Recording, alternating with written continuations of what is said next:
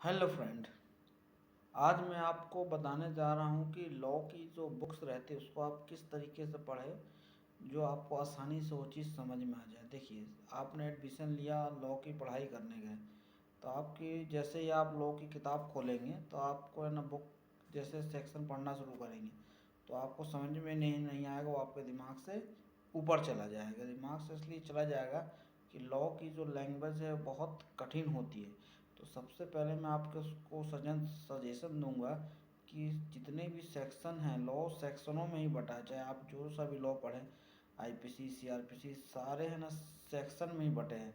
तो आपको इजी तरीके से पढ़ने के लिए बहुत सी आजकल सुविधा हो गई है। तो सबसे पहले यूट्यूब में ही है ना आसान भाषा में बहुत से लोगों की सेक्शन दिए हुए हैं कि आप इस सेक्शन को ऐसे पढ़ना है, तो पहले वहाँ से आप है ना उसका फ़ायदा उठा लें।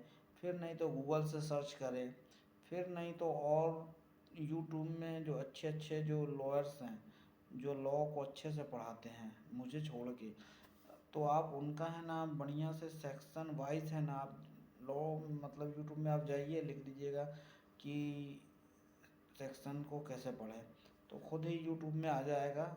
आसान भाषा में आता है। यूट्यूब में जितने भी लॉयर्स बैठे हुए हैं पढ़ाने के लिए, वो सब आपको आसान भाषा में पढ़ाएंगे। चाहे आप जिससे पढ़ें, आप उसको आसानी से समझें कि वो क्या बोल रहा है उस सेक्शन को, फिर आप जाके बुक्स को पढ़ें उसी सेक्शन को, फिर ये चीज़ आपको आसानी से समझ में आएगी। नहीं तो अगर आप डायरेक्ट जाते हैं लॉ पढ़ने, लॉ की बुक्स पढ़ने, तो आपके दिमाग से ऊपर चला जाएगा। Thank you.